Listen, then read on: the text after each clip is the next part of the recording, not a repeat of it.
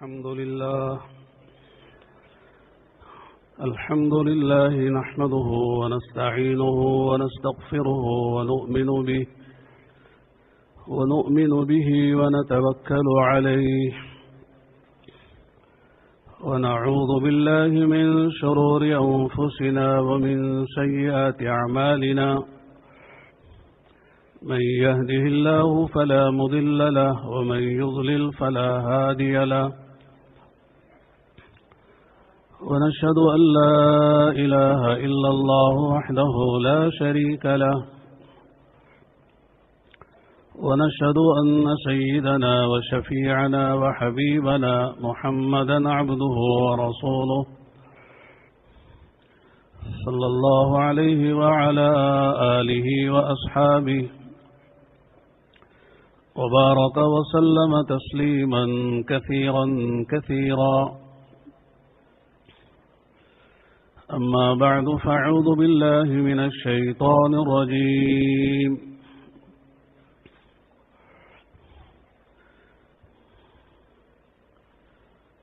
فما أوتيتم من شيء فمتاع الحياة الدنيا وما عند الله خير وأبقى للذين آمنوا وعلى ربهم يتوكلون. والذين يجتنبون كبائر الإثم والفواحش وإذا ما غضبوا هم يغفرون. والذين استجابوا لربهم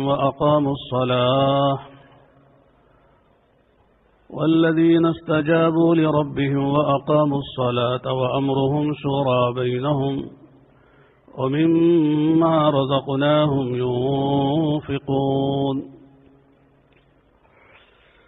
وقال تعالى: يا أيها الذين آمنوا ادخلوا في السلم كافة ولا تتبعوا خطوات الشيطان إنه لكم عدو مبين.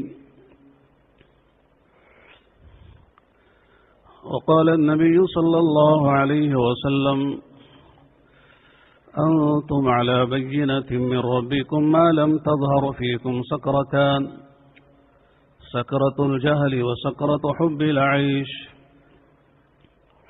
وأنتم تأمرون بالمعروف وتنهون عن المنكر وتجاهدون في سبيل الله. فإذا ظهر فيكم حب الدنيا ولا تأمرون بالمعروف ولا تنهون عن المنكر ولا تجاهدون في سبيل الله القائلون يومئذ بالكتاب والسنة كالسابقين الأولين من المهاجرين والأنصار.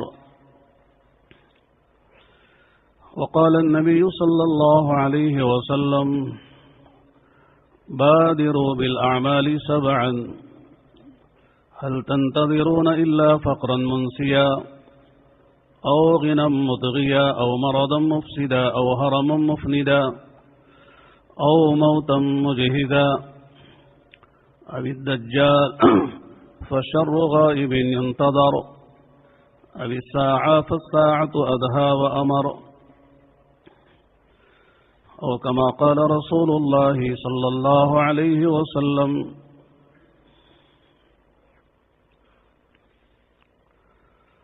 دوستو، بزرگوں اور بھائیوں،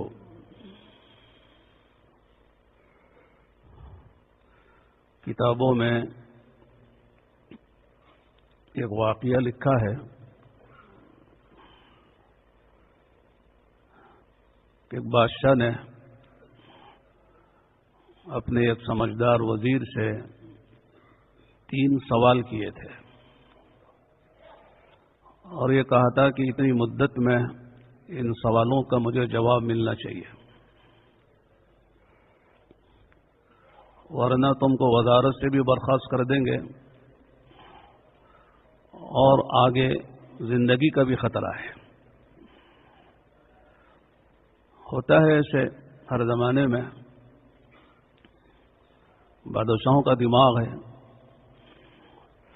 ہمارے یہاں کہتے ہیں کہ 3 آدمی کی جو ضد اور ہٹ ہے وہ مشہور ہے. ایک بادشاہ ہے جو کہہ دیتا ہے کہنا وہ ہونا چاہیے، اور ایک بچہ ہے وہ جو کہتا ہے وہی ہوگا، وہی دینا پڑے گا، ضد ہے۔ اور ایک عورت ہے، عورت جو ضد کر لے بیچارے مرد کو کرنا پڑتا ہے۔ یہ تین آدمیوں کی ضد مشہور ہے، آدمی نہ چاہتے ہوئے بھی اسے کرنا پڑتا ہے۔ تو بادشاہ نے اعلان کر دیا اور وزیر سے کہہ دیا کہ یہ تین میرے سوال ہیں، اس کا جواب لے آؤ، خود ہی دو یا کہیں سے لاؤ۔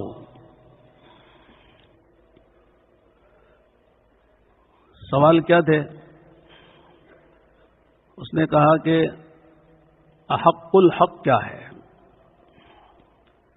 سب سے بڑا حق جس میں کسی کو اختلاف نہیں، شبہ نہیں، تردد نہیں، ایسی کوئی چیز کون سی ہے یہ بتاؤ۔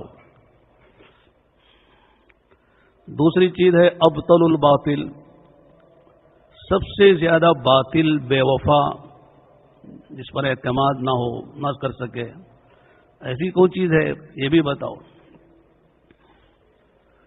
تیسری بات ہے کہ احب الاشیاء لدى عند کل انسان، ہر آدمی کو سب سے محبوب کیا ہے، جس کے لیے آدمی سب کچھ قربان کرتا ہے، وہ کیا ہے؟ عجیب و غریب سوال تھے، پتہ نہیں جواب دیں تو صحیح نکلے نہ نکلے۔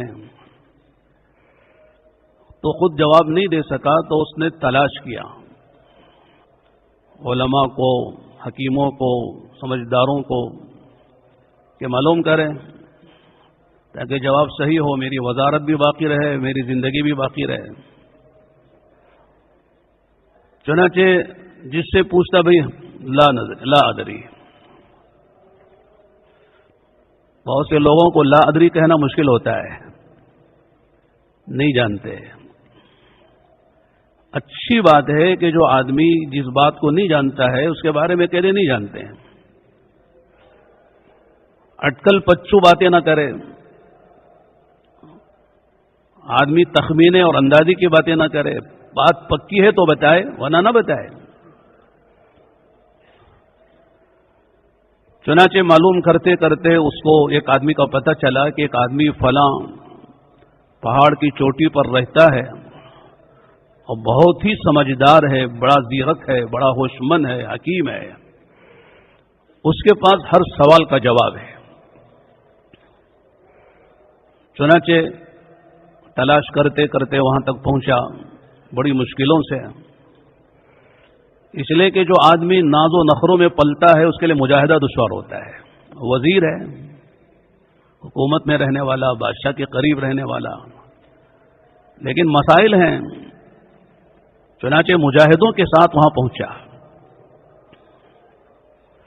اور اسے جا کے کہا کہ آپ جو ہدیہ لینا چاہیں، جو قیمت مجھ سے لینا چاہیں لے لیں، میرے 3 سوال ہیں اس کا جواب دے دیں۔ اور بادشاہ کو بتانا ہے۔ کہا کیا ہے؟ ہم کو کوئی قیمت نہیں چاہیے، ہم قیمت لینے کے لیے بیٹھے ہیں، ہم تو مخلوق کی خدمت کرتے ہیں۔ تو کہا کیا سوال ہے؟ کہا ایک سوال ہے کہ یہ بتائیے احق الحق کیا ہے، کہ سب سے بڑا حق اور سب سے بڑا سچ جس میں کسی کو تردد نہیں، شک نہیں، ریب نہیں، انکار کسی نے نہ کیا ہو، ایسی چیز کیا ہے؟ اس نے کہا اتنا نہیں جانتے آپ وزیر بنے؟ کہا کہ وہ سب سے بڑا حق موت ہے، اس لیے کہ موت کا کسی نے آج تک انکار نہیں کیا۔ اللہ نے قرآن میں فرمایا وَاعْبُدْ رَبَّكَ حَتَّى يَأْتِيَكَ الْيَقِينُ وَاعْبُدْ رَبَّكَ حَتَّى يَأْتِيَكَ الْيَقِينُ، آپ اپنے پروردگار کی عبادت کرتے رہیے یہاں تک کہ آپ کو یقین یعنی موت آ جائے۔ موت کو قرآن نے یقین کے نام سے یاد کیا ہے. یقینی چیز جس میں کسی نے آج تک کسی نے آج تک اس کا انکار نہیں کیا. لوگوں نے خدا کا انکار کیا ہے، فرشتوں کا انکار کیا ہے، جنات کا انکار کیا ہے، کہا کہ یہ آسمان نہیں ہے، یہ حد نگاہ ہے، آسمانوں کا انکار کیا ہے. یہاں تک کہ لوگوں نے اپنے ابن آدم ہونے کا انکار کر دیا کہ ہم آدم کی اولاد نہیں ہیں، بندر کی اولاد ہیں. ڈاروین کا نظریہ ہے انسان پہلے بندر تھا اور ترقی کرتے کرتے یہ شکل اختیار کر گیا. ہمارے علماء کہتے ہو سکتا ہے کہ وہ ہو بندر کی اولاد، ہم تو نہیں، ہم تو آدم کی اولاد ہیں. تو انسانوں نے پتہ نہیں کس کن باتوں کا انکار کیا ہے، لیکن آج تک کوئی مائی کا لال ایسا پیدا نہیں ہوا ہے جو موت کا انکار کرے، خدا کو نہ مانتا ہو، آخرت کو نہ مانتا ہو، جنت و جہنم کو نہیں مانتا ہے، مرنے کے بعد دوبارہ اٹھنے والی دوبارہ زندہ ہونے کو نہیں مانتا ہے، بعد الموت کو نہیں مانتا ہے. لیکن موت کو ہر آدمی مانتا ہے. موت سے کسی کو مفر نہیں ہے. تو بات سمجھ میں آ گئی، بہت اچھی بات ہے. دوسرا سوال، ابطل الباطل، باطل بے وفا، بے حقیقت، اس پر اعتماد نہ کیا جائے، بھروسہ نہ کیا جائے، وہ کون سی چیز ہے؟ کہا دنیا کی زندگی ہے. دنیا ہے، بے وفا ہے،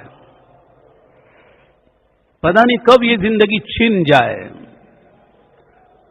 آدمی خواب دیکھتا ہے، یہ کرنا ہے، وہ کریں گے، ایسا کریں گے، یہاں جائیں گے، لیکن اچانک زندگی چھن جاتی ہے.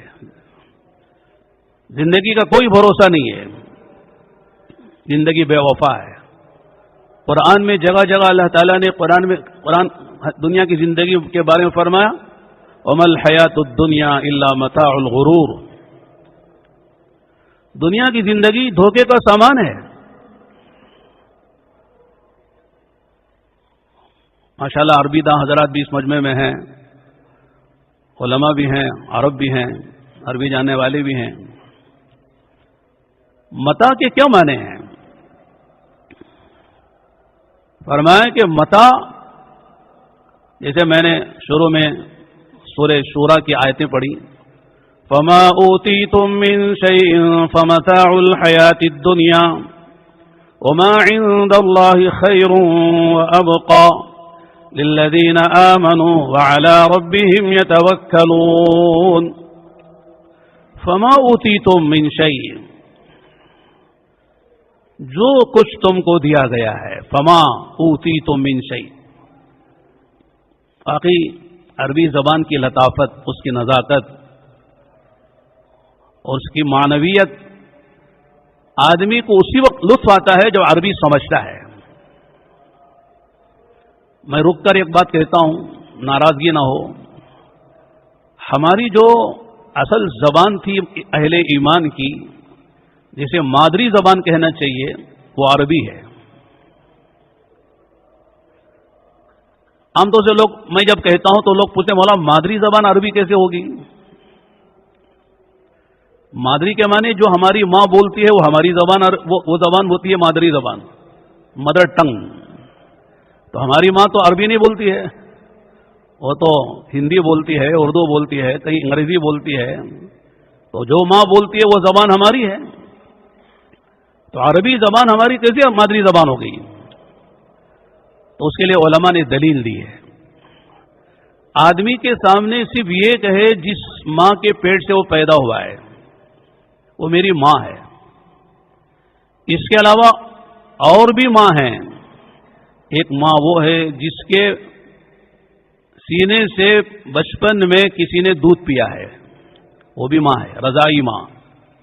مدت رضاعت میں 2-2.5 سال کے اندر اگر کسی اجنبی عورت کا بچہ دودھ پیتا ہے تو وہ بھی ماں ہے، ماں ہی کے حکم میں ہے. اسی طرح جس عورت سے نکاح ہوتا ہے اس عورت کی جو ماں ہے وہ میری ماں ہے، اس کو ساس کہتے ہیں. ہم تو چلو کہتے تیری ماں ایسی ہے، تیری ماں نہیں، وہ تیری بھی ماں ہے، اس کی ماں نہیں، تیری بھی ماں ہے وہ.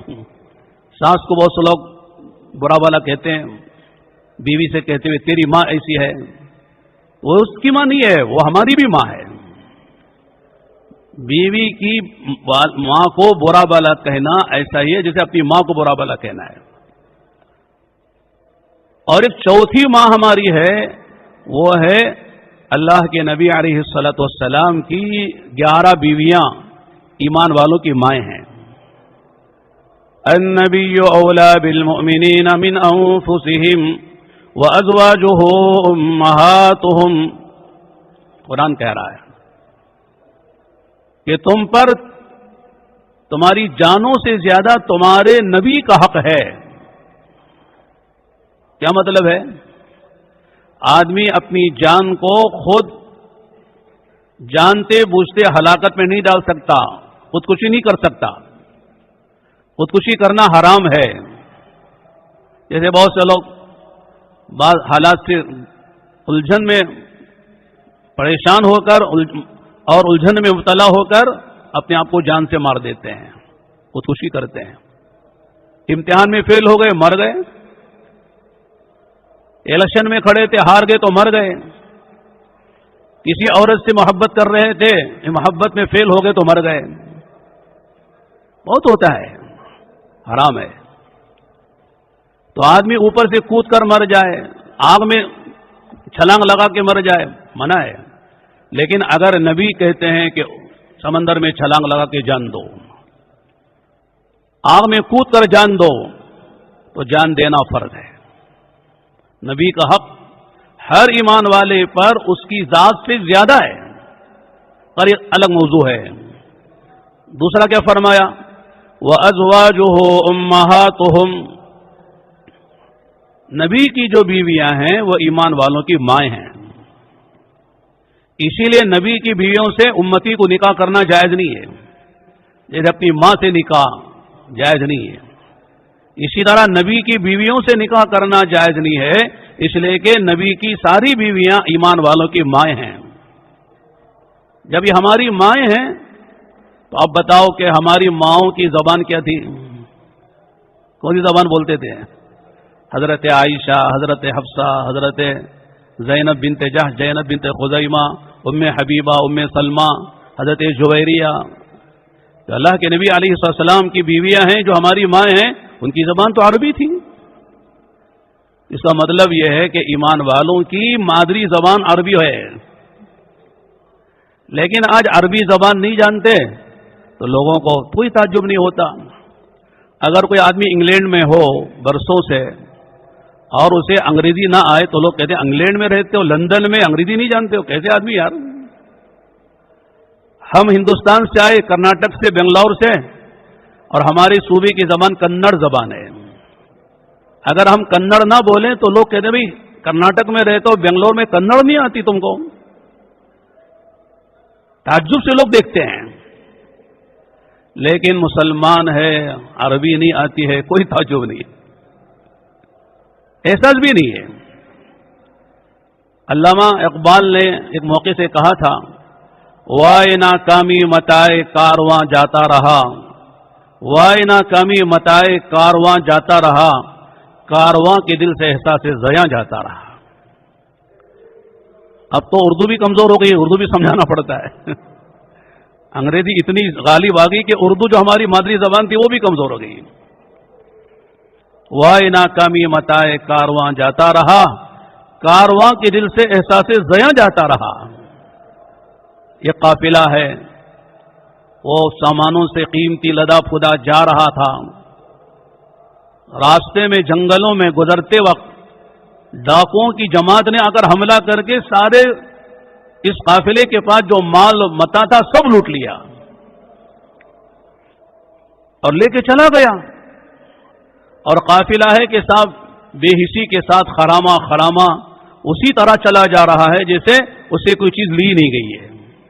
احساس بھی نہیں ہے کہ ہم سے کیا لوٹ لیا گیا، ہم سے کیا چھین لیا گیا، کتنا قیمتی سرمایہ ہمارے پاس تھا، اس سے ہم نہتے اور خالی ہاتھ ہو گئے. کوئی احساس ہی نہیں ہے. اسی طرح کیا ہمارے پاس کیا نعمتیں تھی، ہم سے کیا چیز لے لی گئی، آدمی کو احساس نہیں ہوتا ہے.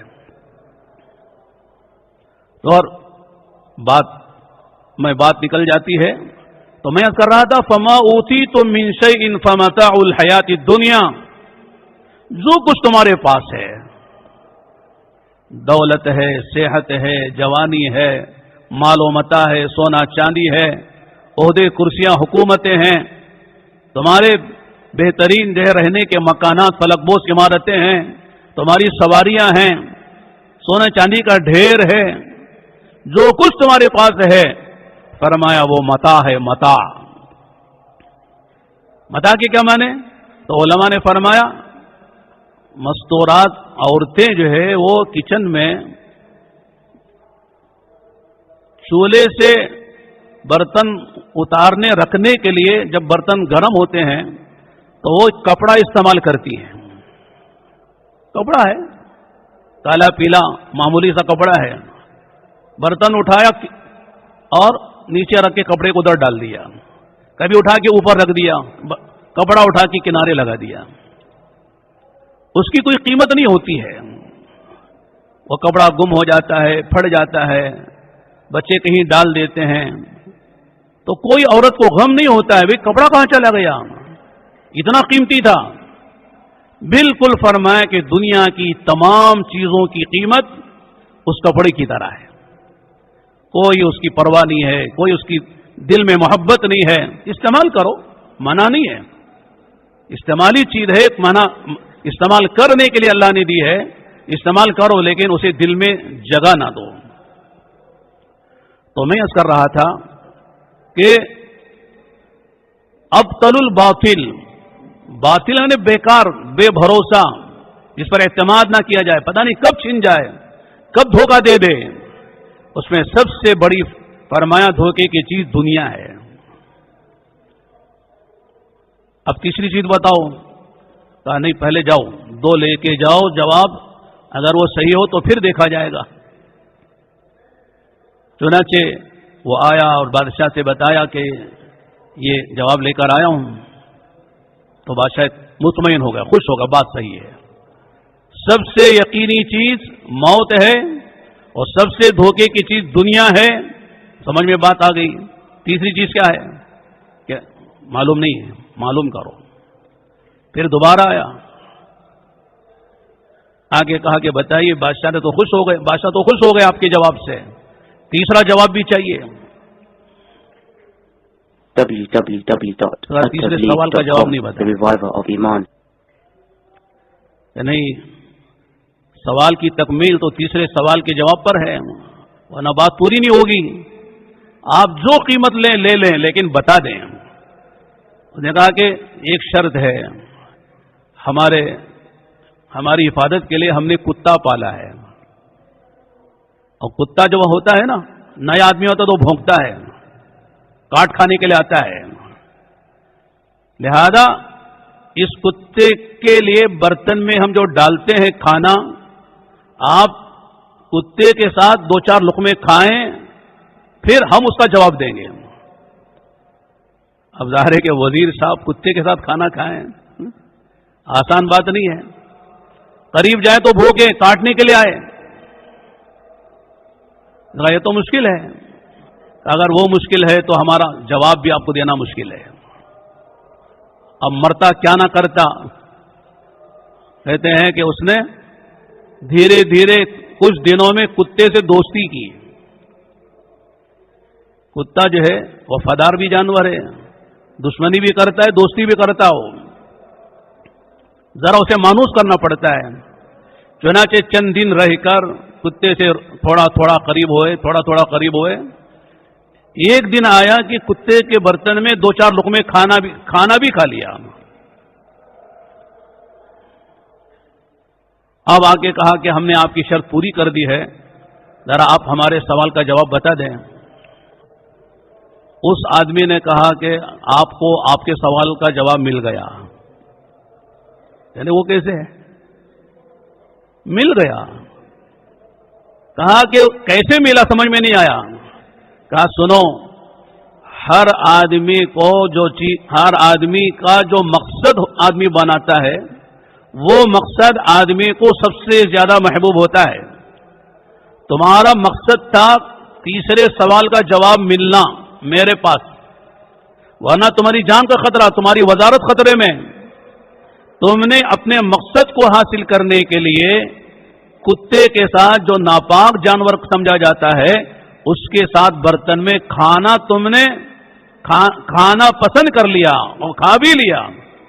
اس کا مطلب یہ ہے کہ آدمی جس چیز کو مقصد بناتا ہے اس کے لیے سب کچھ کر سکتا ہے. یہ آدمی کی فطرت ہے. تو لہذا ہر آدمی کو الگ الگ پسند ہے، ہر آدمی کا مقصد الگ الگ ہے. تو جس آدمی نے جس چیز کو اپنا مقصد بنایا ہے وہ آدمی کو سب سے زیادہ محبوب ہوتا ہے. اب دیکھنا ہے کہ کس نے کس چیز کو مقصد بنایا ہے. کوئی آدمی سیاست کو مقصد بناتا ہے تو سیاست کے لیے ساری قربانیاں دیتا ہے. ہمارے ہاں ہندوستان میں الیکشن کا زمانہ آتا ہے تو اچھا خاصا وزیر اعظم، وزیر اعلی، منسٹر ایک ایک آدمی کے در پر جا کے خوشامد کرتا ہے، اس کے سامنے ہاتھ جوڑتا ہے، وہ کہتا آپ کا ایک ووٹ مل جائے گا تو ہمارا کام بن جائے گا. ایسا لگتا ہے کہ واقعی قوم کا خادم ہے اور بڑا متواضع ہے اور ہر آدمی کی عزت اس کے دل میں ہے. اس انداز سے ہر آدمی کے ساتھ اس کا ملنا، بات کرنا، ہر ایک کی خوشامد کرنا، اس لیے کہ مقصد ہے کہ مجھے سیاست کے فلاں عہدے تک مجھے پہنچنا ہے. ایک آدمی مال کو مقصد بناتا ہے کہ صاحب مال مجھے کمانا ہے، تو اس مال کے پیچھے بڑی سے بڑی قربانی دیتا ہے. آج ہمارے تاجر ہیں، ناشتہ ہمارے یہاں کی بات کہہ رہا ہوں 12 بجے ناشتہ، دوپہر کا کھانا 5-6 بجے، رات کا کھانا 12-1 بجے کھاتے ہیں. نیند کا کوئی مسئلہ نہیں، نہ قیلولہ نہ ہیلولہ نہ لیلولہ، پوری رات قربانی دیتے ہیں پیسے کے پیچھے. پیسہ مقصد ہے. سامنے والا گالیاں بھی دیتا ہے تو ہنس مسکرا کے بات کر لیتا ہے، اس لیے کہ صاحب پیسہ ہے.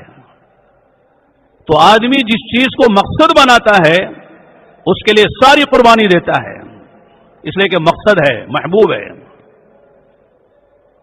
یہ واقعہ میں اس لیے سنا رہا ہوں کہ ہم میں اور صحابہ میں جو فرق ہے، آج کے مسلمانوں میں اور صحابہ میں جو غور کرنے سے پتہ چلتا ہے کہ انہوں نے تینوں باتوں کو سمجھا تھا کہ سب سے زیادہ اٹل چیز، یقینی جو چیز ہے وہ موت ہے. ہر وقت موت کا استحضار ہوتا تھا، پتہ نہیں کب اچانک موت آ جائے. اور مسئلہ کیا ہے؟ موت کے بعد کی زندگی اصل ہے اور موت سے پہلے والی زندگی موت کے بعد کی زندگی کی تیاری کے لیے اللہ نے دی ہے. موت کب آتی ہے؟ جوانی میں، بڑھاپے میں، سفر میں، حضر میں، صحت کی حالت میں، بیماری کی حالت میں اچانک آتی ہے، کچھ پتہ نہیں ہے. موت یقینی ہے، ہر وقت موت کے لیے تیار رہتے تھے. آج اللہ معاف فرمائے، ایسی دنیا میں مشغولی اور مگن ایسا ہو گئے کہ قبرستان جا کر بھی موت یاد نہیں آتی. اب تو ماشاءاللہ قبرستان بھی ایسے ہرے بھرے اور ایسے جاذب نظر ہیں کہ وہاں بھی موت یاد نہیں آتی. لکھنؤ میں ہم پڑھتے تھے، لکھنؤ میں قبرستان کا نام ہے عیش باغ. عیش باغ ایک طرف باغ ہے پھر عیش ہے.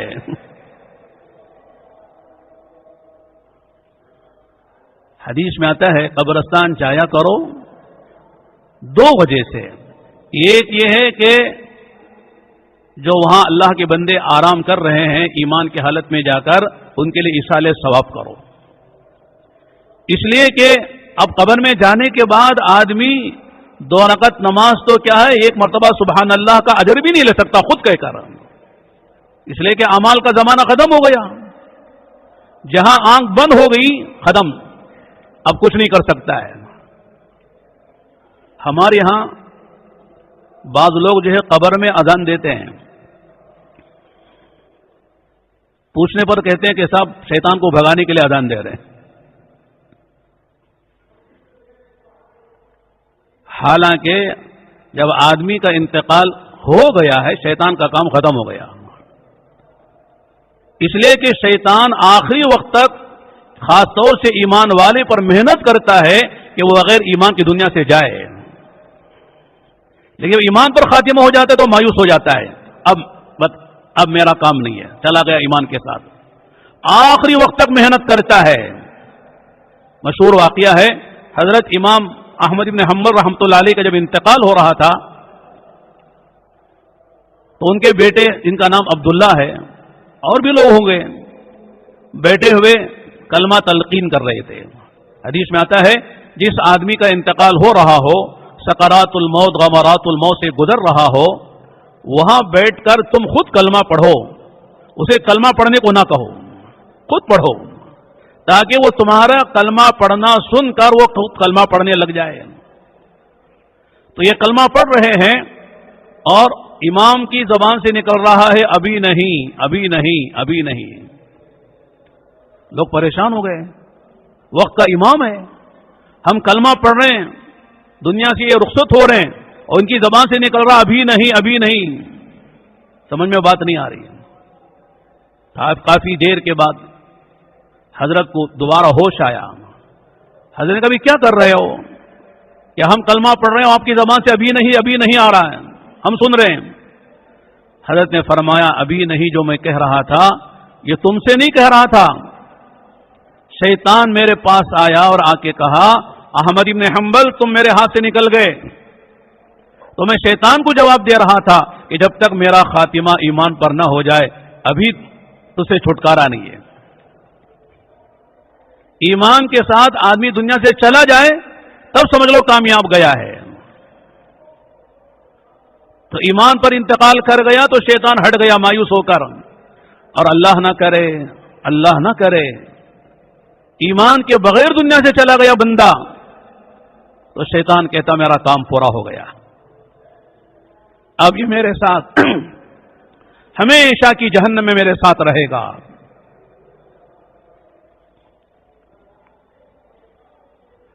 قبر میں اذان لوگ کہتے ہیں شیطان کو بھگانے کے لیے. شیطان کا کیا کام ہے وہاں, شیطان تو ہے نہیں, فرشتے آئیں گے اور منکر نکیر آ کے پوچھیں گے من ربو کا, ماں دینوں کا, من نبیوں کا, تیرا رب کون, تیرا دین کیا, تیرا نبی کون.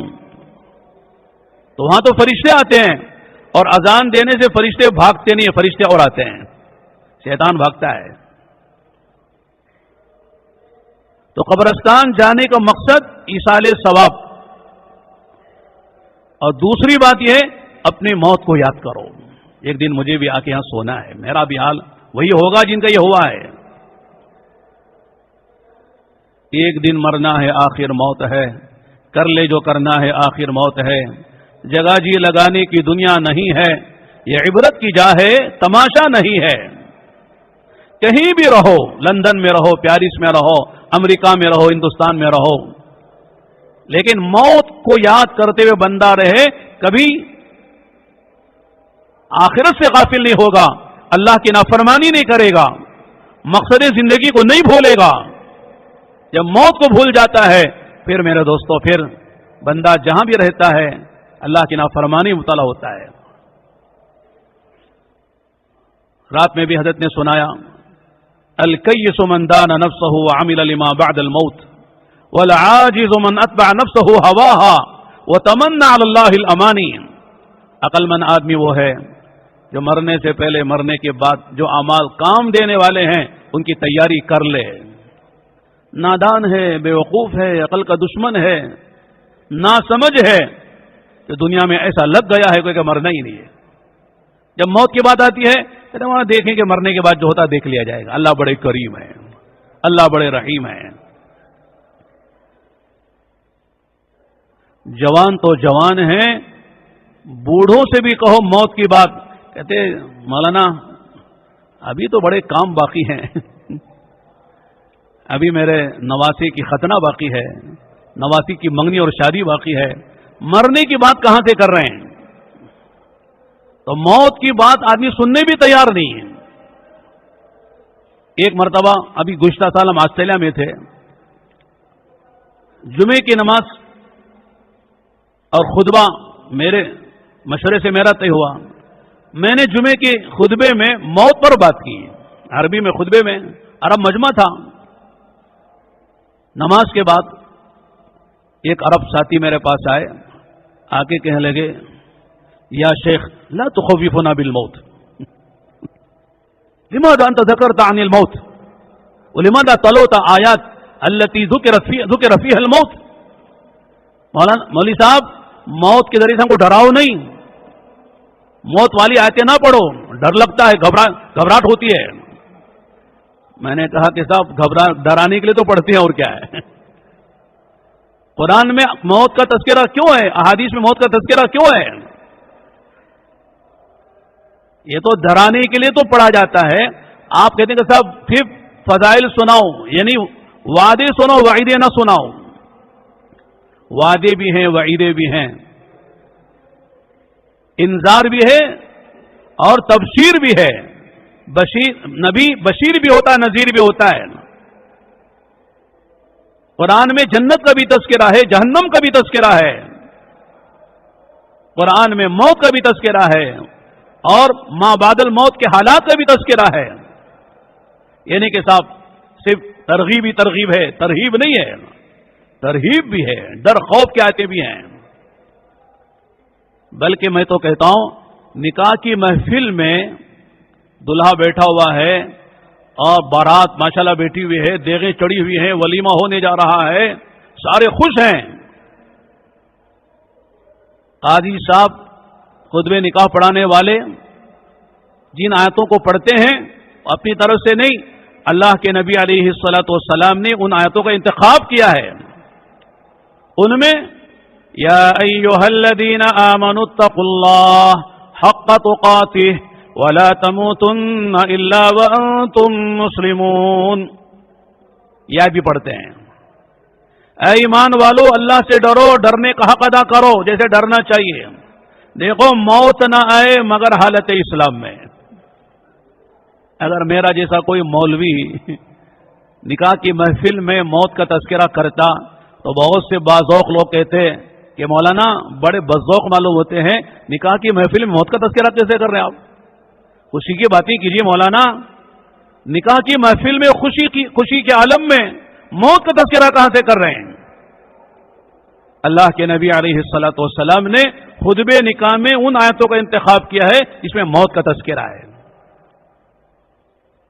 آدمی خوشی ہو یا غمی ہو، سفر ہو یا حضر ہو، امیری ہو یا غریبی ہو، جوانی ہو یا بڑھاپا ہو، خلوت ہو یا جلوت ہو، آدمی موت کو نہ بھولے۔ اکثر و ذکر حازم اللذات، فرمایا سنو لذتوں کو ختم کرنے والی چیز اسے کثرت سے یاد کرو، وہ کیا ہے؟ وہ هو الموت، موت ہے، ساری چیزیں چھوڑ کر جانا ہے۔ ہمارے ہاں مولانا یونس صاحب پونا والے، اللہ نے بڑا کام لیا حضرت سے، عجیب صفات کے آدمی تھے۔ ایک مرتبہ بیان کرتے ہوئے موت کا تذکرہ کرتے ہوئے کہا بھائی جوان تو جوان ہے، بوڑھے بھی مرنے کو تیار نہیں۔ اس پر ایک واقعہ سنایا، ہو سکتا ہے واقعہ صحیح ہو یا ایسی واقعہ ہو۔ کہنے لگے ایک چھوٹے سے گاؤں میں ایک فیملی جس میں ایک نانی بھی ہے، نواسی بھی ہے اور لوگ بھی ہیں، اس گاؤں میں بجلی نہیں ہے، کرنٹ، چھوٹا سا گاؤں ہے، چھوٹے چھوٹے گھر ہیں، گھر کے پیچھے آنگن ہے، آگے پیچھے۔ نانی کی 90 سال کی عمر ہے اور نواسی کی 19 سال کی عمر۔ نواسی ہو گئی بیمار، ایسی بیمار ہو گئی کہ ڈاکٹروں نے جواب دے دیا کہ صاحب اب ہمارے بس کی بات نہیں ہے، بس اس کی جو خواہشیں پوری کر دو، چند دن کی مہمان ہے۔ نانی کو بڑا درد ہوا، اس لیے کہ نانی نواسی میں بڑی محبت ہوتی ہے، تو نانی بہت پریشان ہوئی اور اللہ سے دعا مانگتے ہوئے کہا کہ اے اللہ اگر موت ہی میری نواسی کی طے ہے تو وہ موت مجھے آ جائے اور میری زندگی 90 سال کی میری نواسی کو دے دے. دعا مانگی, محبت میں ہوتا ہے. چنانچہ دعا مانگ کے رات سو گئی. ادھر نانی کی چارپائی, ادھر نواسی کی چارپائی. رات کے اندھیرے میں کالی جو بکری آنگن میں بنی ہوئی تھی وہ اندر آ گئی, اور اندھیرے میں آ کر چارپائی, یو پی وغیرہ بہار یو پی میں چارپائی جو ہے وہ رسی کی چارپائی ہوتی ہیں, اسے آ کے وہ بکری چبانے لگی. بکری کے منہ میں جو آتا ہے اسے چباتی ہے. چر چر چبانے لگی تو نانی سمجھی کہ صاحب ملک الموت آ گئے. گھبرا کے کہنے لگی ملک الموت آپ سے غلطی ہو گئی, بیمار ادھر نہیں ہے, بیمار ادھر ہے. یعنی خود مرنے تیار نہیں ہے. نواسی مر جائے تو مر جائے, لیکن میں نہ ماروں. تو آدمی موت سے گھبراتا ہے, مرنے تیار نہیں. ہمارے استاد نے کہا کہ جماعت گئی مدینہ منورہ, وہاں کے ساتھی نے سنا کہ صاحب مدینے میں مرنے کے اور جنت البقیع میں دفن ہونے کے بڑے فضائل ہیں. شوق میں دعا مانگی کہ اے اللہ مدینے کی موت دے, بقیع کا کفن دفن دے. ایک دن کے بعد اسے بخار آیا, 102-3 ڈگری بخار آ گیا. ساتھیوں نے کہا ارے یار تیری دعا قبول ہوتی نظر آ رہی. تو کہنے لگا کہ اللہ کو یہی دعا رہی قبول کرنے کے لیے, اور بھی دعائیں مانگی تھی کہاں چلی گئی وہ, اور بھی تو بہت سی دعائیں میں نے مانگی تھی وہ کہاں چلی گئی. تو آدمی مدینے میں مرنے کی دعا کر رہا, اس میں بھی جھوٹا ہے, مدینے مرنا نہیں چاہتا ہے. حدیث بلکہ قرآن کی آیت بتاتی ہے کہ موت کی تمنا کرنا یہ اللہ کے ولی ہونے کی علامت ہے. موت کی تمنا کیا دلیل ہے؟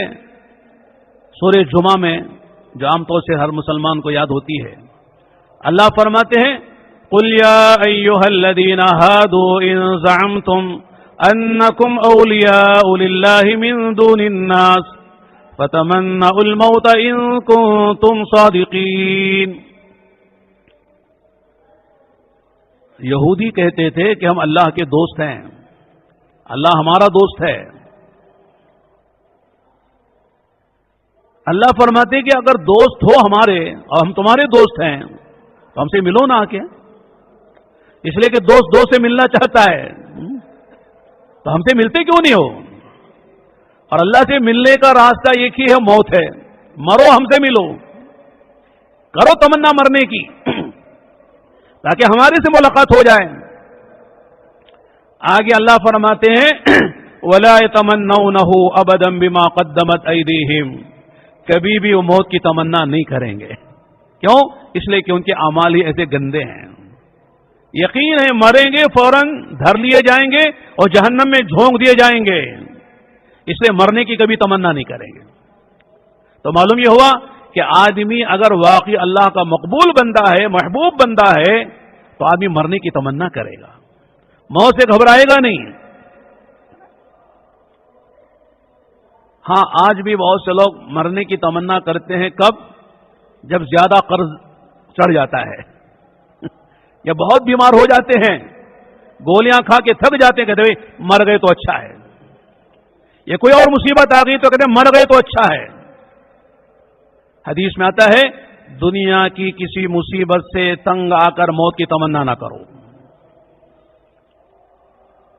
ہاں اللہ کی ملاقات کی شوق میں, آخرت کے شوق میں, جنت کے شوق میں آدمی موت کی تمنا کرے تو مطلوب ہے. حضرت بلال رضی اللہ عنہ کا آخری وقت تھا, بیوی پاس میں بیٹھ کر رو رہی تھی اور یوں کہہ رہی تھی کہ واہ کربا واہ حزنا, واہ کربا واہ حزنا, ہائے غم ہائے پریشانی. ظاہر ہے کہ بیوی سے زیادہ غم شوہر کی وفات پر کسے ہوتا ہے. اس لیے کوئی بھی انتقال کر جائے 3 دن سے زیادہ سوگ منانا منع ہے, لیکن خدا نہ خواستہ وہ تو ہونا ہے, ہر حال میں ہونا, ہر وقت ہونا ہے. شوہر کا انتقال ہو جائے تو بیوی سے کہا کہ 4 مہینے 10 دن سوگ منائے, 4 مہینے 10 دن وہ عدت میں رہے. یہاں تک کہ وہ حج کا بھی سفر نہیں کر سکتی. دوسرے سفر تو دور کی بات ہے، گھر میں رہے، زیور استعمال نہ کرے، خوشبو استعمال نہ کرے، بھڑکیلے کپڑے نہ پہنے، گھر سے باہر نہ نکلے، سوگ منائے. اس لیے کہ سب سے زیادہ غم شوہر کے انتقال پر عورت کو ہوتا ہے، بیوی کو ہوتا ہے. تو ظاہر ہے کہ شوہر کا انتقال ہو رہا ہے، کہہ رہے واہ کربا واہ حزنا، ہائے غم ہائے پریشانی، کیا ہوگا. تو کیا فرمایا حضرت بلال رضی اللہ عنہ نے، لا تقولی وا کربا وا حزنا ولکن قولی وا تربا غدا نلقى الاحبا محمدا وحزبا. یہ نہ کہو ہائے غم ہائے پریشانی، بلکہ کہو کیا مزے کی بات ہے، آج کا دن ہے، گزر جائے گا، اور کل انتقال جب ہو جائے گا تو کل میری جماعت سے، یعنی اللہ کے نبی سے، صحابہ سے ملاقات ہو جائے گی. حضرت مولانا علی میاں صاحب رحمۃ اللہ علیہ کی کتاب ہے صحبت با اہل دل. حضرت مولانا یعقوب صاحب ننھے میاں کے نام سے مشہور تھے، بھوپال میں ایک بزرگ تھے، مستجاب الدعوات، بیمار تھے. جس دن انتقال ہوا ذرا طبیعت سنبھلی، ڈاکٹر نے کہا حضرت آپ کو افاقہ ہو جائے گا، طبیعت اچھی ہو جائے گی، بحال ہو جائے گی، فکر کی بات نہیں ہے. ڈاکٹر صاحب نے تسلی دی تو کہتے ہیں کہ حضرت ٹیک لگا کے بیٹھے تھے، ایک چھوڑ کے سیدھا بیٹھ گئے اور یوں فرمایا ڈاکٹر صاحب آپ باہر نکل جائیے، جس دن کے انتظار میں تھے وہ دن آج آنے والا ہے، آپ مجھے تسلی دے رہے زندگی کی. میں تو اسی دن کے انتظار میں ہوں کہ کس دن وہ آئے گا، وہ دن اللہ سے ملاقات کا، آخرت کا، اور آپ مجھے دنیا میں رہنے اور زندگی کی امید دلا رہے ہیں، آپ نکل جائے باہر. یہ کہا، چند منٹوں کے بعد بیٹھے بیٹھے کہا وعلیکم السلام. کوئی سلام کرنے والا نہیں ہے، سلام کا جواب دے رہے ہیں، اور کلمہ پڑھتے پڑھتے دنیا سے رخصت ہو گئے. ہمارے حضرت مولانا سید ابو الحسن علی ندوی رحمۃ اللہ علیہ رمضان کے آخری عشرے میں روزے کی حالت، جمعے کا دن، غسل کیا، قرآن ہاتھ میں لیا، سورہ کہف پڑھ رہے ہیں، اسی حال میں اللہ کو پیارے ہو گئے. روزے کی حالت، جمعے کا دن، رمضان کا مہینہ، آخری عشرہ، قرآن کی تلاوت، غسل کر کے جمعے کی تیاری، اسی حال میں اللہ کو پیارے ہو گئے. اس لیے لوگ کہتے ہیں کسی کی موت اچھی آتی ہے تو لوگ کہتے ہیں ایسی موت اللہ ہر ایک کو نصیب فرمائے. تو اور میرے دوستوں ایک بات میں کرنا چاہ رہا تھا کہ آدمی ہمیشہ موت کا استحضار کرے گا تو زندگی سے ساری غلطیاں نکل جائیں گی، گناہ نکل جائیں گے. حب الدنیا راس کل خطیہ، دنیا کی محبت ساری برائیوں کی جڑ بنیاد ہے. دھوکہ کیوں دے رہے ہیں، جھوٹ کیوں بول رہے ہیں، یتیموں کا مال کیوں کھا رہے ہیں، نمازیں کیوں چھوڑ رہے ہیں، زکات کیوں نہیں دے رہے ہیں، حج فرض ہو گیا حج پہ کیوں نہیں جا رہے ہیں. سارا مسئلہ یہ ہے کہ آدمی کے دل میں دنیا کی محبت اور آخرت سے غفلت اور موت سے غفلت ہے. جب آدمی کو آخرت یاد ہو، موت یاد ہو، اور اللہ کے سامنے پیشی کا استحضار ہو، میری خلوت ہے، میری جلوت ہے، میرا سفر ہے، میرا حضر ہے، میرا غنا ہے، میرا فقر ہے، میری جوانی ہے، میرا بڑھاپا ہے، ہر حال میں خدا کے سامنے جواب دینا ہے. غیروں کا عقیدہ تو مر گئے، ختم ہو گئے، مٹی میں مل گئے، رل مل گئے، مٹیاں بھی، ہڈیاں بھی مٹی ہو گئی. اب کیا ہونے والا ہے؟ ان کے لیے کوئی مسئلہ نہیں ہے، ایمان والے کا مسئلہ ہے. اس لیے کہ وہ قبر کو جانتا ہے، حشر کو مانتا ہے، اللہ کو مانتا ہے، جنت و جہنم کو مانتا ہے.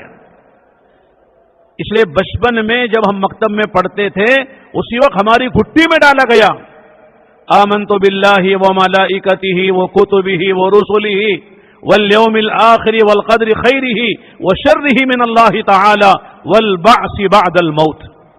والبعث بعد الموت، مرنے کے بعد دوبارہ اٹھایا جانا ہے.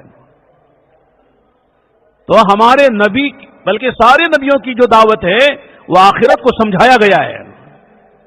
اس لیے کہ انسان کی غفلت ہے، انسان کی فطرت میں یہ بات ہے، وہ مشاہدے سے متاثر ہوتا ہے. جو چیزیں غیب میں ہیں آدمی سے بھول جاتا ہے، غیب کی چیزیں یاد نہیں رہتی. مشاہدے سے متاثر ہوتا ہے، سامنے جو چیز ہے اس سے متاثر ہوتا ہے.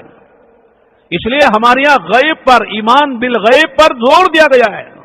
اللہ کو نہیں دیکھا مانتے ہیں، جنت و جہنم کو نہیں دیکھا مانتے ہیں، نبی کو نہیں دیکھا مانتے ہیں، قرآن کو اترتا نہیں دیکھا مانتے ہیں، برزخ کی زندگی کو نہیں دیکھا مانتے ہیں.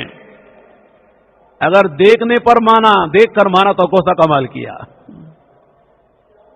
دیکھ کر جانور بھی مانتا ہے. ہم مثال دیتے ہیں، بلی جو ہے وہ دودھ کی عاشق ہے، جہاں رکھو پی جاتی ہے نا. لیکن اگر آپ نے گرم گرم کھولتا ہوا دودھ جسے بھاپ نکل رہی ہو اگر سامنے بھی رکھ دے، پیتی ہے؟ کہتا پئیں گے تو ہوٹ جل جائیں گے، منہ جل جائے گا. سامنے آتی پھر ہٹ جاتی، سامنے آتی پھر ہٹ جاتی ہے. اسے پتا ہے گرم دودھ سے نقصان ہے. اگر آپ کسی کتے کو روٹی دکھائیں، ہڈی دکھائیں تو سامنے آتا دم ہلاتا ہوا. لیکن اسی کتے کو اگر آپ ڈنڈا دکھائیں تو یا پتھر اٹھائیں تو بھاگ جاتا ہے. اسے پتا ہے روٹی میں بوٹی میں پیٹ بھرتا ہے اور ڈنڈے میں سر پھوٹتا ہے، بھاگ جاتا ہے. تو نظر پر جانور کو بھی ہے یقین. اگر آدمی دیکھ کر مانتا تو کون سا کمال کر رہا ہے. ایمان بالغیب، نبیوں نے جو خبر دے دی ہے اسے مانو، یہ نبیوں کی دعوت ہے. ایمان بالغیب. ہمارے حضرت مولانا عمر صاحب رحمۃ اللہ علیہ بیان کرتے ہوئے ایک مرتبہ فرمایا کہ ہم سفر میں جا رہے تھے ہوائی جہاز میں. ایک ڈاکٹر صاحب پہلو میں بیٹھے تھے، شاید وہ مسلمان تھے کیا تھے نہیں معلوم. انہوں نے یوں کہا کہ مولوی صاحب آپ لوگ کہتے ہیں کہ صاحب قبر میں عذاب ہوتا ہے، میں نہیں مانتا. اس لیے کہ جتنے قبریں آج تک ہم نے کھودی ہیں کہیں سانپ نظر نہیں آیا، کہیں آگ نظر نہیں آئی. لہذا جو چیزیں نظر نہیں آتی ہیں اسے نہیں مانتے ہیں. دکھاؤ تو صحیح. واقعی مولانا تھے. دائی جو ہوتا ہے اللہ اس کا دل و دماغ کھولتے ہیں. سمجھانے والی بات. حضرت نے کہا کہ ڈاکٹر صاحب آپ کی بھی بہت ساری باتیں وہ ہیں جو ہم کو نظر نہیں آتی لیکن ہم مانتے ہیں. اگر آپ کہتے ہیں نہیں مانتے، ہم بھی نہیں مانتے. کیا نہیں مانتے آپ؟ کہا آپ ڈاکٹر حضرات کہتے ہیں کہ آدمی کے بدن میں شوگر ہے لیکن آج تک ہم کو شوگر نظر نہیں آئی. آدمی کے بدن میں آئرن ہے، نظر نہیں آتی. سالٹ ہے، نمک ہے، ایک چمچ نمک نکال کے دکھاؤ، ایک چمچہ جو ہے شوگر نکال کے دکھاؤ، یہ کوئی لوہے کی میخ وغیرہ بدن سے نکال کے دکھاؤ، ہم بھی نہیں مانتے. ڈاکٹر صاحب نے کہا کہ ہماری ریسرچ ہے، ماننا پڑتا آپ کو. مولانا نے کہا یہ آپ کی ریسرچ ہے اور ہم جو کہہ رہے وہ ہمارے نبی کا ریسرچ ہے. ہمارے نبی نے دیکھ کے کہا ہے. تم تو تمہاری جو ہے میڈیکل کہتی ہے، حالانکہ تم نے بھی نہیں دیکھا ہے لیکن تم کہتے ہو ہم مانتے ہیں، اور ہمارے نبی سب کچھ دیکھ کے کہہ رہے ہیں. اور جس طرح شوگر کی دو قسمیں، ایک نظر آنے والی ایک نظر نہیں آنے والی، اسی طرح سالٹ ہے، آئرن ہے، ایک نظر آتا ہے ایک نظر نہیں آتا ہے. باہر ہے آئرن نظر آ رہا، اندر بدن میں نظر نہیں. شوگر باہر ہے نظر آتی ہے، اندر نظر نہیں آتی ہے لیکن مانتے ہیں. اسی طرح ایک سانپ دنیا کا ہے نظر آتا ہے، ایک عالم برزخ کا ہے نظر نہیں آتا ہے. ایک آگ ہے جو دنیا کی نظر آتی ہے اور ایک ہے قبر کی آگ ہے جو نظر نہیں آتی ہے، لیکن ہمارے نبی نے خبر دی ہے اس لیے ماننا پڑے گا. اسی کا نام ایمان ہے. تو میرے دوستو بزرگ بھائیو، اس لیے قرآن کریم میں سب سے پہلے جو بات کہی ہے الف لام میم ذالک الکتاب لا ریب فیہ ھدی للمتقین الذین یؤمنون بالغیب. الف لام میم. ہم سب، ہم سے پہلے، ہم سے بعد والے کوئی بھی الف لام میم کا ترجمہ نہیں کر سکتا. پہلی بات یہ ہے. کیا مطلب ہے؟ الف لام میم سے قرآن کیوں شروع ہو رہا ہے؟ علماء نے فرمایا تم نے ہدایت اللہ سے مانگی ہے سورہ فاتحہ میں، اللہ قرآن اتار کر ہدایت کی کتاب تمہارے حوالے کر رہے ہیں، تو سب سے پہلے کہو اے اللہ ہم کچھ نہیں جانتے. اپنی جہالت کا اعتراف کرو، لادری کا اعتراف کرو، ہم نہیں جانتے. تب ہدایت کا دروازہ کھلے گا. جب آدمی کا مجھے سب آتا ہے اسے ہدایت نہیں ملے گی. جب آدمی کھولتا ہے اللہ کا قرآن یہ سوچ کر کے مجھے کچھ نہیں آتا، دینے والے اللہ ہیں. اسی لیے ہمارے یہاں کہتے ہیں تلا طالب بن کر آؤ گے، منگتا بن کر آؤ گے، سوالی بن کر آؤ گے تو اللہ کی طرف سے نوازا جائے گا.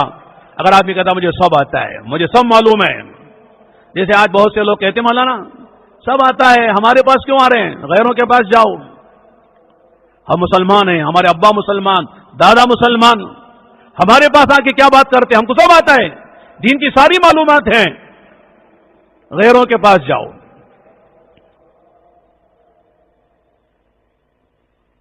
ہم لوگ آسٹریلیا میں تھے،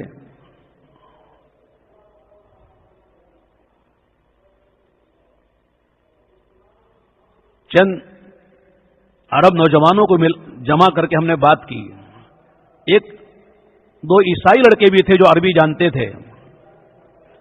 انہوں نے ہماری بات سن کر کہا یا شیخ انتم جیتم من قارۃ آسیہ من الہند وتزورون انتم فی استرالیا المسلمین لماذا لا تزوروننا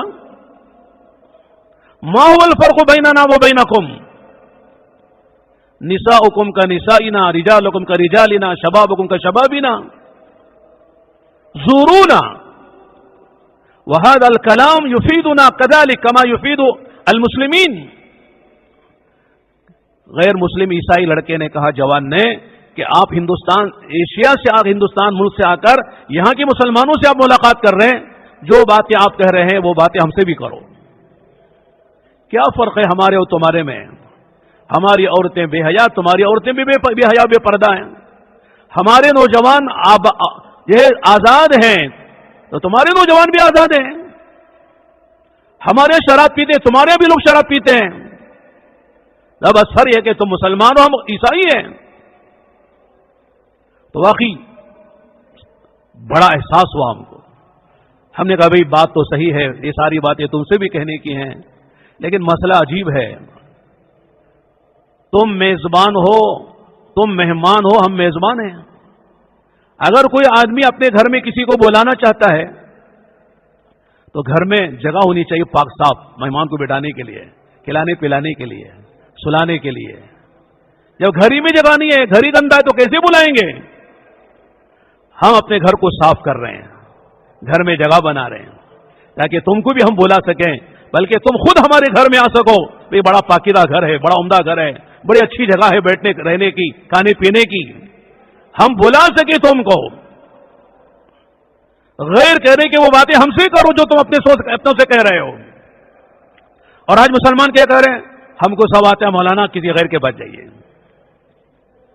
ہمارے باپ دادا مسلمان ہیں، ہم مسلمان ہیں، ہم کو کیا سمجھاتے ہیں آپ؟ ہم اس کا جواب ہم کیا دیں؟ قرآن دیتا ہے یا ایھا الذین آمنوا آمنوا، اے ایمان والو. خطاب ایمان والوں سے ہے. اور آگے کیا کہہ رہے؟ آمنو، ایمان لاؤ. ایمان والو ایمان لاؤ. کیا مطلب ہے؟ تمہارا ایمان اتنا کمزور ہے کہ دن میں 5 مرتبہ مؤذن کی آواز سنتے ہو، حی علی الصلاۃ حی علی الفلاح، لیکن تمہارے کانوں پہ جو نہیں رینگتی. مسجد کے سامنے سے گزر جاتے ہو، اللہ کے گھر میں نماز پڑھنے کے لیے نہیں آتے ہو. کیا مسلمان ہیں؟ حالانکہ نماز کے بارے میں سب جانتے ہیں. الصلاۃ عماد الدین، من اقامها اقام الدین، من ہدمها ہدم الدین. نماز دین کا بنیادی ستون ہے. جسے نماز کو قائم کیا اس نے دین کو قائم کیا، اور جسے نماز چھوڑی اس نے دین کو برباد کر دیا. جب نماز کی بات آئی تو میں عرض کرتا ہوں 29ویں پارے میں ایک سورہ مدثر ہے، اس کا دوسرا رکوع ہے. اس میں اللہ فرماتے کل نفس بما کسبت رہینہ الا اصحاب الیمین فی جنات یتساءلون عن المجرمین ما سلککم فی سقر ما سلککم فی سقر قالوا لم نک من المصلین ولم نک نطعم المسکین وکننا نخوض مع الخائضین وکننا نکذب بیوم الدین حتی اتانا الیقین. لمبی آیتیں ہیں. کل قیامت کے میدان میں فیصلہ ہونے کے بعد جنتی جنت میں، جہنمی جہنم میں چلے گئے، تو اللہ تعالیٰ اہل جنت سے فرمائیں گے ان جہنم میں جانے والوں سے پوچھو ما سلککم فی سقر، اے ما دخلکم فی نار جہنم، ما هو السبب لدخولکم فی نار جہنم، تمہارے جہنم میں آنے کی کیا وجہ ہے؟ دنیا میں مذاق اڑاتے ہیں نا بہت سے لوگ، دینداروں کا، سنت کا لباس پہننے والوں کا. آپ کے ہاں تو ماشاءاللہ بہت اچھی علامتیں ہیں. بہت سے علاقے ہندوستان میں آج بھی ایسے ہیں، اگر آدمی سنت کا لباس پہنتا ہے، پیجامہ ٹخنوں سے اوپر، کرتا گھٹنوں سے نیچے، کہتے او ہو بڑے بھائی کا کرتا، چھوٹے بھائی کا پیجامہ پہن کے آ گئے. سنت والا لباس کا مذاق اڑاتے ہیں. علماء لکھا ہے سنت پہ نہ چلو محرومی ہے، سنت کا مذاق اڑاؤ گے تو ایمان کا خطرہ ہے. بہت سے لوگ عجیب انداز سے بولتے ہیں. جب سنت کی بات ہے، بیچ میں عرض کر دیتا ہوں، ہم سال لگا رہے تھے 1985 کی بات ہے، ہندوستان میں ایک مسجد کے حوض پر وضو کر رہے تھے، ہم بھی وضو کر رہے تھے، اور ایک ہمارے ساتھ امریکن نو مسلم جوان وہ بھی وضو کر رہے تھے. جو آدمی دوسرے دین سے اسلام میں آتا ہے اس کو دین کی قدر ہوتی ہے، اور جو باپ دادا سے مسلمان چل رہے ہیں اب ٹھیک ہے ہمارا دین ہے کیا مسئلہ ہے. جیسے وہ لطیفہ ہے نا، سچا بھی ہو سکتا ہے. ایک خان صاحب نے ایک بنیے کو دیکھا کہ قبلے کی طرف کھڑے ہو کر پیشاب کر رہا، تو خان صاحب نے اس بنیے کی پٹائی کی. قبلے کی طرف پیشاب کرتا ہے، ہاتھ جوڑنے لگا، خان صاحب معاف کر دیجئے، آئندہ ایسا نہیں ہوگا. ٹھیک ہے، بات ختم ہو گئی. دوسرے موقع پر دیکھا کہ صاحب بنیا نے کہ خان صاحب خود قبلے کی طرف پیشاب کر رہے ہیں کھڑے ہو کر، تو ڈرتے ڈرتے بنیا نے کہا کہ خان صاحب آپ نے مجھے مارا تھا اور مجھے منع کیا تھا قبلے کی طرف پیشاب کرنے کو، آپ خود ہی کر رہے ہیں. تو کہنا کہ تیرا باپ کا قبلہ تھوڑی ہمارا قبلہ ہے، ہم جو چاہے کریں، تو کون بولنے والا. تو آدمی جو چاہے کرے اپنے دین کے بارے میں. ایک نوجوان 1000 روپے کی شال کندھے پہ، پیر میں 100 روپے کے جوتے، مٹی لگ گئی، دھول دھپٹ، تو 1000 روپے کی شال سے جوتے صاف کرنے لگا. کسی نے کہا برخوردار کتنی خوبصورت شال ہے کشمیری، ہزاروں روپے کی لگتی ہے، اور جوتے اتنے معمولی، اس سے شال صاف کر رہے ہیں، جوتے صاف کر رہے ہو. کہنا جائیے آپ کو معلوم نہیں ہے، یہ جوتے میں نے خریدے ہیں اور شال ابا نے دلائی ہے. اپنی چیز کی آدمی کو قدر ہوتی ہے جو محنت سے کماتا ہے، اور جو مفت مل جاتی ہے، مال مفت دلے بے رحم، دوسرے کا مال ہے آج استعمال کرو. تو وہ نوجوان ماشاءاللہ سر پہ امامہ، پیشانی پہ سجدے کا نشان، اسلامی لباس، اونچائی پر بیٹھ کر وضو کر رہے مسواک کے ساتھ. سامنے مدرسے کے طالب علم تھے جو ابھی ابتدائی تھے شاید، وہ بھی وضو کر رہے لیکن مسواک نہیں. اس نے تعجب سے پوچھا کہ آپ نے وضو میں مسواک نہیں کی، مسواک کے بغیر وضو کر رہے ہیں. تو صحیح جواب یہ تھا کہ ہاں بھائی مسواک کرنی چاہیے، مسواک میں بھول گیا، رہ گئی، انشاءاللہ آئندہ کر لوں گا. کوئی ایسا معذرت والا جواب ہوتا، لیکن جواب عجیب تھا ان کا، جو ہمارے کانوں میں اب تک وہ جواب گویا کہ گونج رہا ہے. لیکن وضو میں مسواک کرنا فرض ہے کیا؟ احناف کے ہاں وضو میں 4 فرض ہیں، چہرہ دھونا، ہاتھ دھونا، سر کا مسح کرنا، پیر دھونا. میں نے کر لیا، کیا میرا وضو نہیں ہوا؟ اس انداز کا جواب دیا. تو وہ جو نو مسلم نوجوان امریکن، ہم نے دیکھا اس کا چہرہ لال پیلا ہو گیا، اور زبان سے ایک عجیب بات اس نے کہی. کہنے لگا او ہو، اپنی ٹوٹی پھوٹی اردو جو جانتا تھا بولنا، اس میں اس نے کہا آج مجھے بات سمجھ میں آئی کہ پوری دنیا میں مسلمان ذلیل اس وجہ سے ہے کہ ان کے دلوں میں ان کے نبی کی سنت کی عظمت اور قیمت نہیں ہے. نبی کی سنت کی عظمت، قیمت اور محبت ہوتی، آج مسلمان دنیا میں ذلیل نہ ہوتا. ہاں نام کے لیے تو ٹھیک ہے، نبی سے محبت ہے، لیکن نبی کی سنتوں کی جو عظمت ہونی چاہیے وہ دلوں میں نہیں ہے. سنت پہ عمل کرنا ضروری ہے. جیسے ہمارے یہاں جو ہے ہندوستان میں، پتہ نہیں یہاں ہوگا نہیں ہوگا، لوگ جو ہے اپنے ہاتھوں میں غیر مسلم شیر وغیرہ بناتے ہیں، جانور وغیرہ گود کر بناتے ہیں، اس کو سوئی میں گودنا پڑتا ہے، تکلیف ہوتی ہے، پھر اس میں رنگ بھر کے ہمیشہ کے لیے وہ جانور جو بھی شیر بناتے ہیں وہ ہاتھ میں ہو جاتا ہے۔ ایک آدمی نے ایک آدمی کے ہاتھ میں دیکھا، بھائی کون بناتا ہے؟ کہ فلاں آدمی بناتا ہے، فلاں جگہ ہے۔ اس کے بعد چلا گیا، میرے ہاتھ میں شیر بنا دو۔ اور اس نے شیر بنانے کے لیے جب سوئی ماری تو ظاہر ہے کہ سوئی مارنے سے کیا ہوگا سب جانتے ہیں، لے رہے کیا بنا رہے ہیں؟ کیا بنا رہے ہیں؟ شیر کے پیر بنا رہا ہوں۔ ارے یار پیر کے بغیر شیر ہوتا چھوڑ دو یار۔ پھر سوئی ماری، کیا بنا رہے ہیں؟ ارے کیا بنا رہے ہیں؟ کہنے کہ شیر کی دم بنا رہا ہوں۔ ارے دم کے بغیر بھی تو شیر ہو سکتا، چھوڑ دو یار۔ پھر سوئی ماری، کیا بنا رہے ہیں؟ کہنے کہ صاحب شیر کی آنکھیں بنا رہا ہوں، آنکھیں سے چل رہا ہوں۔ ارے بغیر آنکھ کے بھی تو شیر ہو سکتا ہے یار، آنکھ ضروری ہے، یہ جنگل کا شیر تھوڑی ہے، اسے بھی چھوڑ دیا۔ پھر سوئی ماری، کیا بنا رہے ہیں؟ کہ شیر کے کان بنا رہا ہوں۔ کہہ رہے بغیر کان کے بھی شیر ہو سکتا ہے۔ جہاں سوئی ماری یہی کہ اس کے بغیر بھی تو شیر ہو سکتا ہے، اس کے بغیر شیر ہو سکتا ہے۔ اب آپ ہی سوچو، جس شیر کے نہ آنکھ ہے، نہ کان ہے، نہ دم ہے، نہ ٹانگ ہے، وہ شیر بن جائے تو کیسے بنے گا؟ یہ سارے اعضاء مل کر تو شیر بنتا ہے کہ ٹانگ بھی نہیں، دم بھی نہیں، سر بھی نہیں، آنکھ بھی نہیں اور شیر بن جائے۔ اللہ معاف فرمائے، آج مسلمان بھی یہ کہتا ہے یہ سنت چھوڑو مولانا، اس کے بغیر یہ بھی ضروری تھوڑی ہے۔ کھانا ایسا، پہننا ایسا، شادی ایسی، غم ایسا، سونا ایسا، جاگنا ایسا، سب چھوڑ دو پھر مسلمان بن کے رہو، پھر حضور کا امتی بن کر رہو، کیسے ہو سکتا ہے؟ اسی کا نام تو دین ہے۔ نبی کی سنتوں کو چھوڑ دیا تو پھر کیا رہا؟ وضو میں 4 فرض ہیں، 13 سنتیں ہیں، نماز میں 14 فرائض ہیں یا 13 فرائض ہیں اور 52 سنتیں ہیں۔ اگر ہم نے سنت کو ایک ایک کر کے نکال دیا تو پھر جان کہاں رہے گی اس میں؟ اور آج مسلمان پریشان ہیں۔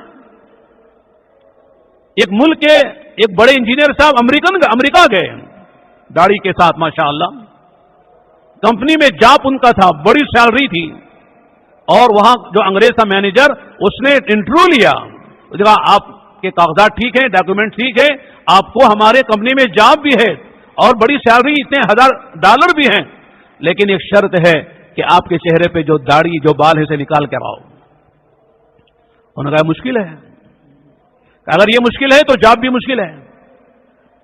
واپس آ گئے، دوستوں نے پوچھا کیا ہوا؟ انٹرویو میں کامیاب ہو گئے؟ کہا سب کامیاب ہو گیا، یہاں کے اٹک گیا، داڑھی میں اٹک گیا۔ تو دوستوں نے کہا ارے یار داڑھی آتی رہتی، کٹا دو، جا کے جاب کرو، جب جانا ہے تو پھر چھوڑ کے چلا جانا، رکھ کے چلا جانا داڑھی۔ شیطان نے بات سمجھا دی، داڑھی صاف کر لی، جاب کے لیے داڑھی صاف کر لی۔ اس لیے کہتے ہیں علماء خود جیسے رہو، دوست اچھے ہونا چاہیے، مشیر اچھے ہونا چاہیے۔ ایک آدھ ہفتے کے بعد جب داڑھی صاف کر کے گئے، وہی مینیجر نے تجاہل عارفانہ برتتے ہوئے، جانتا ہے کہ وہی آدمی ہے، پھر پوچھا کون ہے آپ؟ ان کو اپنا تعارف کرانا پڑا، وہی جو ایک ہفتے پہلے یا 15 دن پہلے آیا تھا۔ پھر بیٹھ کے دوبارہ بات چیت ہوئی، اس نے کہا کہ اچھا ایک بات بتائیے، آپ نے جو چہرے پہ سنت یہ داڑھی بال رکھے تھے کیوں رکھے تھے اور مڑا کیوں دیے؟ کہا اس لیے رکھے تھے ہمارے نبی کی سنت ہے، سارے انبیاء کی سنت ہے، اولیاء اللہ کی سنت ہے، ہمارے یہاں ضروری ہے۔ پھر صاف کیوں کر دیا؟ کہ آپ نے شرط لگا دی جاب کرنا تھا اس لیے کر دیا۔ انگریز نے کیا جواب دیا؟ کہا آپ کو جاب نہیں ہے، جو آدمی اپنے نبی کا وفادار نہیں ہے وہ ہمارا بھی وفادار نہیں ہو سکتا ہے، جائیے آپ واپس جائیے۔ نہ خدا ہی ملا نہ وصال صنم، نہ ادھر کے رہے نہ ادھر کے رہے، لا الہ الا ولا الہ الا۔ کہ دنیا کے لیے آدمی نبی کو ناراض کرتا ہے اور نبی کی سنت کو چھوڑتا ہے تو میرا دوستو اس کی دنیا بھی پریشان ہے، آخر بھی پریشان ہے۔ علماء نے عجیب بات کہی، جو دنیا میں نبی کی سنتوں پر عمل کرتا ہے، جب قبر کے اندر اسے دکھایا جائے گا نبی کا چہرہ، بتائیں ان کے بارے میں کیا کہتا ہے؟ تو کہہ رہا میرے آقا محمد عربی صلی اللہ علیہ وسلم ہیں، یہ اللہ کے نبی ہیں، رسول ہیں، ان کو میں نبی مانتا ہوں۔ جو قبر میں نبی کو پہچانے گا، میدان محشر میں نبی اسے پہچانیں گے اور آب کوثر پلائیں گے۔ اور جو آدمی خدا نہ خواستہ زندگی میں نبی کی سنتوں کو نہیں پہچانا، سنتوں کے خلاف زندگی گزاری، فرمایا قبر میں نبی کا چہرہ دکھایا جائے گا تو کہے گا نہیں جانتا کون ہے، لا ادری، ہاں لا ادری، مجھے پتا نہیں کون ہے، مجھے پتا نہیں کون ہے۔ اور جب یہاں نہیں پہچانے گا، قیامت کے میدان میں نبی اسے نہیں پہچانیں گے۔ اس لیے میرے دوستوں، مسلمان وہ ہے جس کی زندگی میں نماز ہو، نبی کی سنتیں ہوں۔ کیا ٹائم ہے؟ ہو گیا؟ تو جب پوچھیں گے جنتی اہل جہنم سے، بتاؤ ما سلککم فی سقر، جہنم میں کیوں آئے؟ کہیں گے چار باتیں کہیں گے۔ قرآن ذکر کر رہا، میں چاروں کو ذکر نہیں کرتا، لیکن سب سے پہلی جو بات کہیں گے وہ کیا کہیں گے؟ قالوا، سب مل کے کہیں گے لم نک من المصلین، ہم نمازی نہیں تھے، ہماری زندگی میں نماز نہیں تھی۔ تو اگر میرے دوستوں بزرگ بھائیوں، اللہ کے نبی کی اتباع صورت میں، سیرت میں، سریرہ میں، صورت کے معنی اس میں داڑھی نہیں ہے، جتنی چیزیں آنکھوں سے نظر آتی ہیں ان سب میں نبی کو فالو کریں۔ غمی ہے، خوشی ہے، سفر ہے، حضر ہے، کھانا پینا ہے، لباس ہے، وضاقتہ ہے، سب میں نبی۔ سیرت کے معنی آپ کے اوصاف ہیں، صفات ہیں، آپ کا صبر ہے، آپ کا شکر ہے، آپ کا ایثار ہے، آپ کا دشمنوں کو معاف کرنا ہے، آپ علیہ السلام کا توکل ہے، تقوی ہے، یہ ساری جو صفات آپ کی ہیں اس کو اپنانا ہے۔ اور تیسری جو اہم بات ہے وہ ہے نبی کا سریرہ، نبی کے سینے کا درد و غم ہے کہ نبی اکرم صلی اللہ علیہ وسلم راتوں کو روتے کیوں تھے؟ آپ کے پیروں میں ورم کیوں آتا تھا؟ آپ ایک کی خوشامد کیوں کرتے تھے؟ مکے سے مدینے کیوں چلے گئے؟ طائف میں کیوں گئے؟ احد میں کیوں گئے؟ بدر میں کیوں گئے؟ خندق میں کیوں گئے؟ آپ کے پیٹ پر پتھر کیوں بنے؟ آپ کی بیٹیوں کو طلاقیں کیوں پڑی؟ آپ کے چچا کا کلیجہ کیوں چبایا گیا؟ آپ کے سر میں خود کی کڑیاں کیوں گھسی؟ اس لیے کہ میرے دوستو، دنیا کا کوئی انسان ایمان کے بغیر یا اعمال کے بغیر مر کر جہنم میں نہ چلا جائے، بلکہ سب جنت میں جائیں، سب آخر کے بعد سے کامیاب ہو جائیں، اور آخری کلمہ ہر ایک کی زبان پر لا الہ الا اللہ محمد رسول اللہ آ جائے۔ یہ اندر کا درد و فکر تھا، اسی کو لے کر صحابہ ساری دنیا میں پہنچے۔ 1.25 لاکھ صحابہ میں صرف 10,000 صحابہ کی قبریں مکے مدینے میں ملتی ہیں، 1,15,000 صحابہ ساری دنیا میں پہنچے۔ اللہ کا کرم ہے کہ بہت سے ملکوں میں ہم گئے، اردن میں گئے، جارڈن جسے کہتے 36,000 صحابہ اور تابعین کی قبریں ہیں۔ حضرت معاذ بن جبل وہاں آرام کر رہے ہیں، حضرت ابو عبیدہ بن جرہ وہاں آرام کر رہے ہیں، حضرت جعفر طیار وہاں آرام کر رہے ہیں، شرحبیل بن حسنہ وہاں آرام کر رہے ہیں، بڑے بڑے صحابہ۔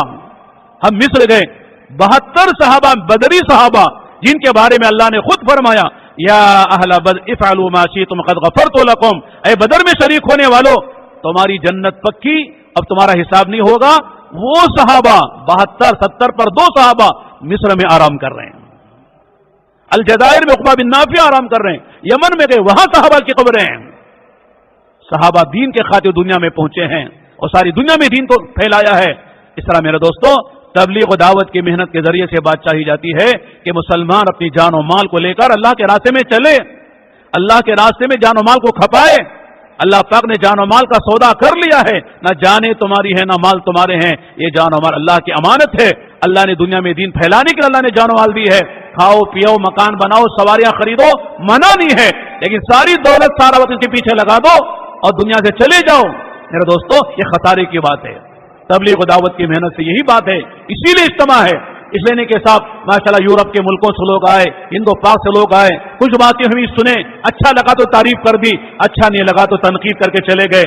اس کے لیے اجتماع نہیں ہے، اجتماع ایک محنت کا نام ہے، اجتماع ایک فکر کا نام ہے۔ اس لیے ماشاءاللہ یورپ میں، ماشاءاللہ انگلینڈ میں، اور یہاں ماشاءاللہ اتنا بڑا مجمع دنیا کے کئی ملکوں سے آیا ہوا ہے۔ سب ارادے کریں، نیت کریں انشاءاللہ اللہ کی دین کی محنت کو لے کر اپنی جان و مال کی قربانی کے ساتھ دنیا میں چلیں گے۔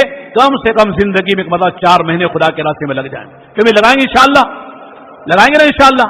4 مہینے مشکل ہے تو چلا کم سے کم سارے حضرات لگائیں، ذرا ہمت کر کے کھڑے ہو کر بولیں انشاءاللہ کون کون حضرات نقد اللہ کے راستے میں چلے 4 مہینے کے لیے تیار ہیں۔ اس کے بعد انشاءاللہ مجلس ختم کریں گے، ذرا بتائیں۔ ماشاءاللہ قبول فرمائے ماشاءاللہ۔ جب تک تشکیل نہ ہو جائے آرام سے بیٹھے رہیں۔ جن حضرات کے 4 مہینے کی ارادے ہیں جولائی کے مہینے میں जुलाई के इस महीने में जिन हजरात ने 4 महीने का इरादा किया या चिल्ले का इरादा किया, उनसे गुजारिश है कि खड़े हो जाए माशाल्लाह। या तो जिन्होंने इरादा कर लिया है या अभी जिनके दिल में अल्लाह ने बात डाली, उनसे गुजारिश है थोड़ी देर के लिए तशरीफ रखे माशाल्लाह, थोड़ी देर के लिए खड़े हो जाए माशाल्लाह। हिम्मत की बात है। अल्लाह ताला आप हजरात के बैठने को कबूल फरमाए। हमारी इस इज्तिमा को अल्लाह ताला पूरी उम्मत में हिदायत के आम होने का जरिया बनाए। जिन हजरात ने 4 महीने का इरादा किया या चिल्ले का इरादा किया, इस महीने में इज्तिमा से नकद, उनसे गुजारिश है कि खड़े हो जाए माशाल्लाह, ताकि उनकी तरतीब बने, जमातों की तरतीब बने, उनको नंबर दिए जाए माशाल्लाह। जल्दी जल्दी खड़े हो जाए। इंशाल्लाह इसके बाद आपको आराम का वक्त दिया जाएगा, तश्कील हो जाएगी, इंशाल्लाह आपको फारिग कर देंगे। 4 महीने का इरादा या चिल्ले का इरादा जिन हजरात का है, उनसे गुजारिश है थोड़ी देर के लिए खड़े हो जाए।